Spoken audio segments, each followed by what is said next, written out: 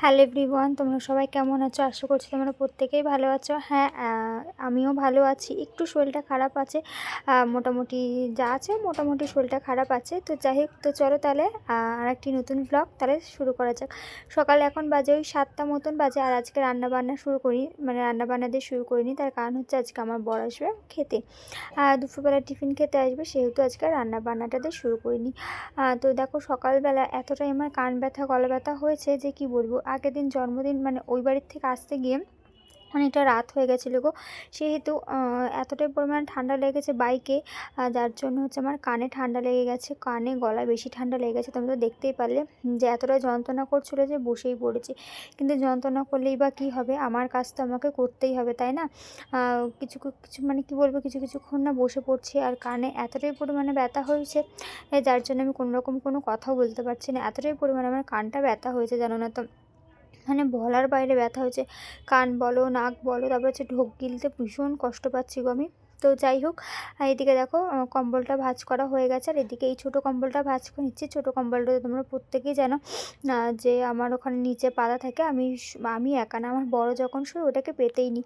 নিচে যেহেতু কিছু দেওয়ার নেই, তো শক্ত কাঠ ভীষণ অসুবিধা হয় গো আমার, বিশেষ করে কোমরে লাগে, যেহেতু আমার তো হাড়ে ভর্তি শরীরে সেহেতু আমার প্রচণ্ড পরিমাণে লাগে গো।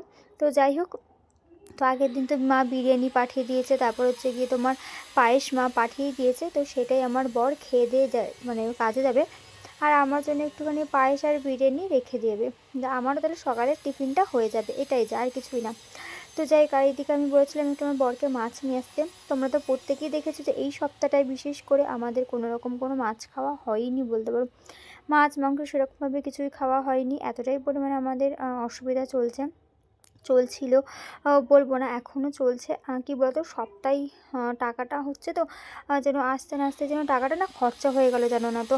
এইদিকে ফোনের লোন, এইদিকে এমনি লোন, এইদিকে দোকান, এই করতে করতে দোকান বাজারঘাট করতে করতে না হাতটা, বিশ্বাস করবেন, একেবারের জন্য খালি হয়ে গেল। আবার সোমবার মঙ্গলবার দিন, জানো না তো, আমার ফোনে রিচার্জ, আর 5G সে তো অনেক দাম রিচার্জের, ওই 350 টাকা। দিন দিন তো রিচার্জ বাড়তেই চলেছে। আমাদের মতো মধ্যবিত্ত ঘরের যে কী করবে বোঝা মুশকিল। আর এখন ফোন ছাড়া তো কোনো কিছুই চলছে না, আর আমার তো চলবেই না। আমার তো দিনে দিনই রিচার্জ করতে হচ্ছে, সে যেখান থেকেই পয়সা হোক না কেন। বুঝতেই পারতো, সোশ্যাল মিডিয়াতে কাজ করি, আমার তো ভিডিও আপলোড দিতেই হবে। তো যাই হোক, এদিকে দেখো বোতলটা একটু নোংরা হয়েছিল। বোতলের মুখটা ভেতরটা থেকে দেখবে যে জায়গাটা আমরা মুখ লাগিয়ে জল খাই না, ওই জায়গাটা একটু বেশিই নোংরা হয়। তো ওই জায়গাটা ভালো করে পরিষ্কার করে নিলাম, প্লাস ঢাকনাটাও না ভালো মতন পরিষ্কার করে নিলাম। দেখবে জল থাকলে কেমন একটা হয়ে যায়, ভালো লাগে না, কেমন একটা গন্ধও বেরোয়, স্মেলটা একদম আমার ভালো লাগে না। সেহেতু বোতলটা ভালো মতন করে ধুয়ে নিলাম। এবার দেখবে সার্ফ, যেহেতু সাবান ছিল, সাবান গন্ধ বেরোয়, সাবান যদি লেগেও থাকে ওই জল খেলে আবার পেট খারাপ হবে, সেই জন্য। আর আজ যেহেতু মাছ এনেছি, মাছ ছাড়িয়েছি এখানে, আর জানো না তো, মাছ ছাড়াতে গিয়ে আসে যেন সারা গা হাত পা ভরে গেছে আমার, জানো না তো। আজকে জামাটা কেচে দিতে হবে গো। আর নিচ থেকে শুরু করে সব জায়গায় একদম আশ হয়ে গেছে। আর দেখতে পাচ্ছি আমার কতটা পরিমাণে ঠান্ডা লেগে গেছে একটা দিনের জন্য, ভীষণ পরিমাণে গো। আর আমার বাইকে তো ভীষণ অসুবিধা হয় গো, বাইকটা কিনে ভাবছি এখন কেন কিনলাম, জানো না তো, এতটাই পরিমাণে ঠান্ডা লেগে যাচ্ছে। কি ঠান্ডা লাগছে। ফোন নিয়েছো? হ্যাঁ। তো আমার বর চলে গেল কাজে, আর এদিকে দেখো গাড়িটা বার করা রয়েছে। তো চলো এখন দরজাটা দিয়ে দিই, এখন বাসি জামাটা চেঞ্জ করে এই যে নাইটিটা পরবো। বাসি জামাটা রেখে দিয়েছিলাম, তার কারণ হচ্ছে মাছ ধোবো, তো সেহেতু দেখলেই তোমরা মাছ ধুতে গিয়ে কত যে তোমার কি বলে আঁশ বেরালো, তার জন্য আমি রেখে দিয়েছিলাম, যার জন্য যে এটা না আজকে ধুয়ে দেবো, কেচে দেবো, সেহেতু। তো যাই হোক, চলো আর কথা বলবো না, প্রচণ্ড ঠান্ডা লাগছে, আগে জামাটা চেঞ্জ করে নিই। ঠিক 10টা 18, আর দেখো কি সুন্দর রোদ উঠেছে না, বেশ ভালো লাগছে রোদটা। দেখো কুকুরটা কি সুন্দর রোদ্রে বসে রয়েছে, রোদ পোহাচ্ছে। আর এইদিকে দেখো প্রত্যেক দিনের মতন আজকেও রয়েছে হচ্ছে আমার বরের একদম জামা কাপড় রয়েছে, দেখতেই পাচ্ছ। ওর মধ্যে যদি আমার একটা চুড়িদারও রয়েছে, আর আমি এদিকে বসে বসে এখন মাল করছিলাম। আর এদিকে স্নান করতে যাওয়ার আগে ভাবলাম মশলাটা বেটে নিই, আর এদিকে মাছটা ভেজে নিই। তো দেখো এক পিঠ মাছ ভাজা হয়ে গেছে, আর এক পিঠ আমি উল্টে দিয়েছি। আর এদিকে রয়েছে মাথাটা পরে ভাজলেই হয়ে যাবে। তো ভাবলাম স্নান করার আগে না মশলাটা বেটে দিয়ে তারপর যাই, আর মাছটা ভেজে নিয়েই তারপরেই যাই। Good morning. আর 10টা 18 তো গুড মর্নিং জানাচ্ছি, তার কারণ সকাল থেকেই ব্লগ কিন্তু শুরু করে দিয়েছি, কিন্তু তোমাদের সামনে ইন্ট্রোটা দিতে আসতে পারিনি। Hello everyone, good morning, welcome back to my channel. Shubho Pakhi lifestyle নতুন একটা দিন নতুন একটা ব্লগে তোমাদের প্রত্যেককে আমার চ্যানেলে অনেক অনেক ভালোবাসার স্বাগত। আর আজকে দিনটা হচ্ছে সোমবার। তো যাই হোক, কেন আসতে পারিনি তোমাদেরকে আমি বলছি। কাল অত্যন্ত রাত হয়ে গেছিলো ওই বাড়ি থেকে এই বাড়িতে আসতে, আর ঠান্ডার মধ্যেই গাড়ি করে এসেছে। যদিও বা কানে গলায় সব কিছু আমার জড়ানো ছিল, সোয়েটারও ছিল, কিন্তু তার সত্ত্বেও আজ সকাল থেকেই এই কান দিয়ে এই সব পুরো সাইড দিয়ে আমার দু কান দিয়ে যন্ত্রণায় ফেটে যাচ্ছে। সকালবেলা উঠে আমি কথা বলতে পারছি না। এখন যে রোদটা উঠছে হালকা হালকা কথা বলতে পারছি, সেহেতু তোমাদের সামনে এলাম। না হলে যদি ব্যথা যন্ত্রণা না কমতো হয়তো তোমাদের সামনে এসে কথাটা বলতেও পারতাম না। মশলা বেটেছি তো একটুতেই হাঁপিয়ে গেছি। তো যাই হোক, তো তোমরা তো দেখলে এদিকে মাছ ভাজা হচ্ছে। তো আজ যেহেতু সোমবার পুজো দেবো, তো একটু লেট হয়ে যেতে পারে হয়তো রান্নায়। রিস্ক নিতে চাইছি না, যদিও চলে আসে তাড়াতাড়ি কোনো ঠিক ঠিকানা থাকে না। সেহেতু তো ভাবলাম যে যেহেতু আমি পুজো দেবো, পুজো দিতে তো বুঝতেই পারছো অনেকটা লেট হয়, সেহেতু আমি ভাবলাম কি মশলাটা বেটেই নিয়ে যাই। আর মশলাটা আমি বেটে নিয়ে যাবো, তার কারণ হচ্ছে একবার মশলাটা বেটে নিলাম তাহলে স্নান টান করে আর মশলা বাটতে হবে না। গায়ে তো জানি, বুঝতে পারো মশলা বাটলে কতটা পরিমাণে ছেটায়। তো আবারও ওই জামাটা সারাদিন পরে থাকবো কালকে, তো এটা তো ধুয়ে দেবো, ওই জামাটা, এই নাইটিটা। সেহেতু ভাবলাম হ্যাঁ যে চলো তাহলে এটা করে করা যাক, মানে মশলাটা বাটা যাক। তো মাছটা একটু ভাজা হবে হয়তো, যাই হোক।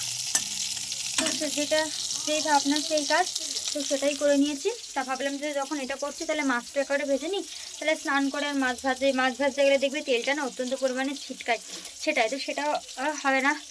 স্নান টান করতে আর মাছের ওটাও আর হবে না, সেহেতু ভাবলাম যে না করিনি। একদিকে মশলা বাটতে বাটতে একদিকে মাছ ভাজাও আমার প্রায় হয়ে গেছে, মশলা বাটাও আমার হয়ে গেছে। তো এই হচ্ছে এখনকার মতন আপডেট। তো চলো তোমাদের সাথে না আবার পরে দেখা হচ্ছে, টাটা।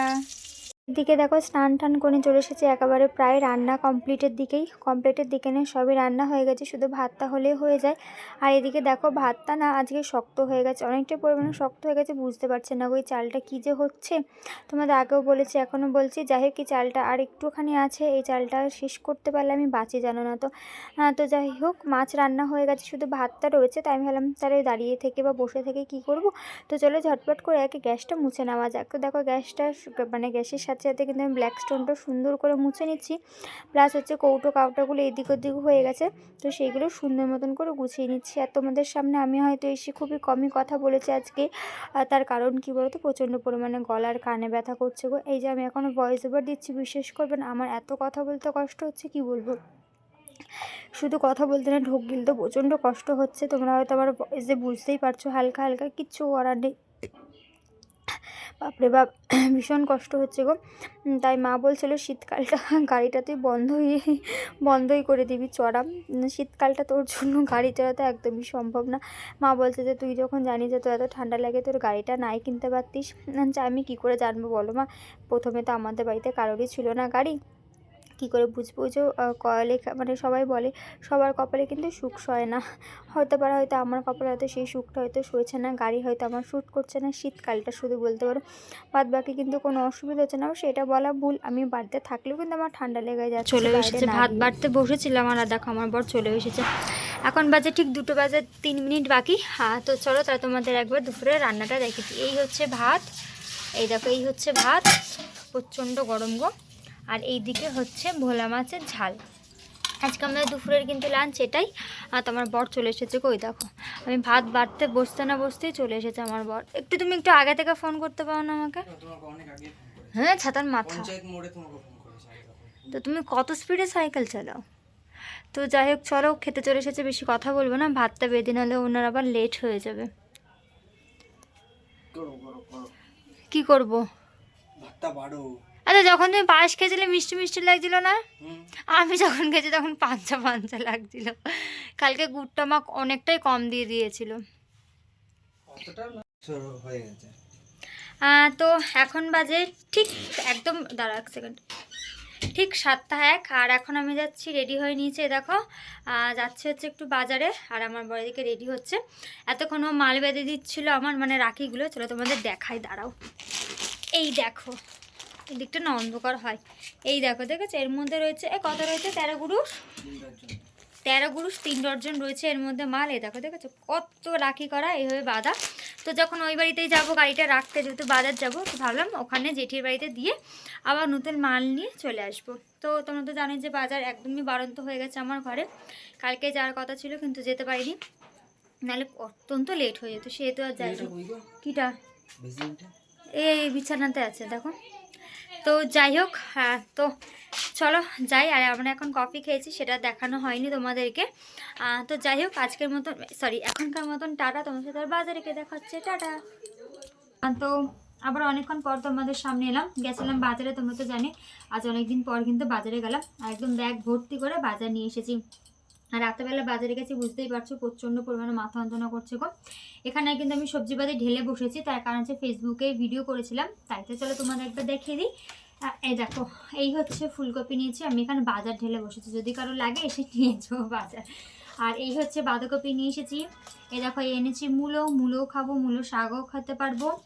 আর এনেছি টমেটো, এনেছি হচ্ছে লঙ্কা, এদিকে ধনে পাতা রয়েছে, পেঁয়াজকালি রয়েছে, আর এর মধ্যে রয়েছে আলু। আজকে 2 রকমের আলু এনেছি, নতুন আলু আর পুরোনো আলু এনেছি 1 কিলো করে। আর এনেছি হচ্ছে শিম, এনেছি আদা রসুন যেটা থাকে সেটা। আর নিয়েছি লেবু, কিন্তু লেবুটা দাদু কিসে দিয়েছে গো? আর নিয়েছে হচ্ছে লেবু। এই কটাই বাজার করেছি আজকে, আর বেশি কিছু বাজার করিনি। অনেকদিন পর কিন্তু আজকে বাজারে গেলাম, জানো তো। বেশ অনেক কিছু বাজার করে বেশ এবার বেশ ভালো লাগছে। ঘরে একটু বাজার যদি মানে কি বলে এগুলোকে, ঝুড়ি ভর্তি যদি বাজার থাকে, দেখতেও ভালো লাগে, নিজের বেশ ভালো লাগে, জানো তো।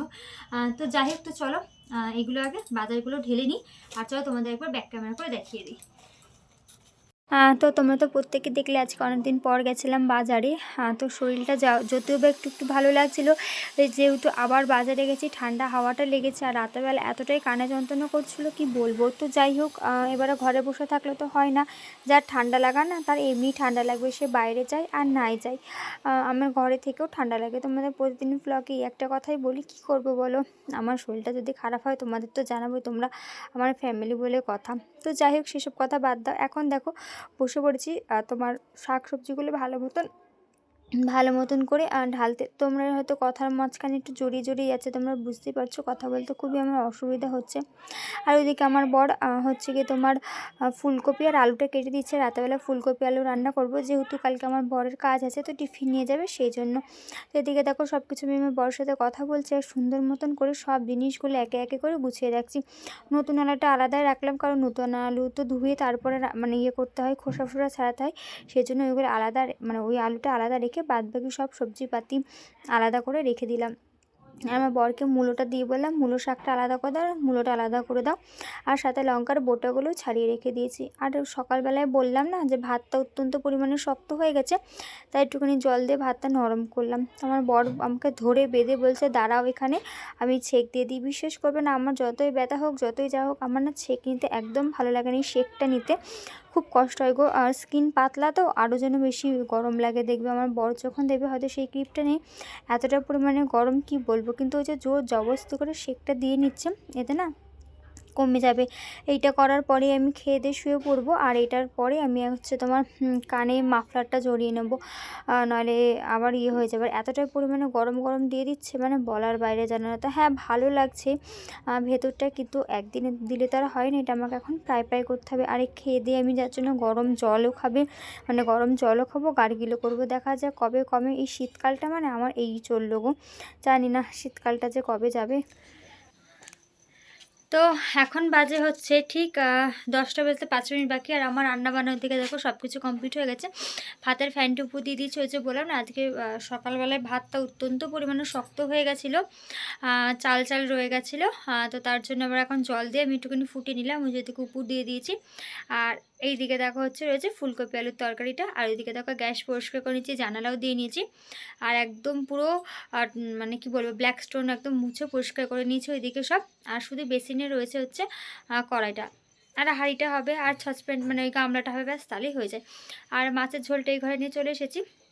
ভাতের ফ্যানটা ঝেড়ে গেলেই বা হাত ব্যথা হয়ে যায় ক্যামেরা ধরতে ধরতে, হয়ে গেলেই ভাতটা খেয়ে নিয়ে ঘুমিয়ে পড়বো, যেহেতু কাল আবার সকালবেলা উঠতে হবে সেই জন্যে। তো আজ থেকে কী রাতে ডিনার আছে তোমাদেরকে বলেই দিলাম। তো চলো আজকের মতন টাটা, কাল দেখা হবে নতুন একটা দিন নতুন একটা ব্লগের সাথে। হ্যাঁ, ততক্ষণ সবাই ভালো থেকো, সুস্থ থেকো, গুড নাইট, টাটা।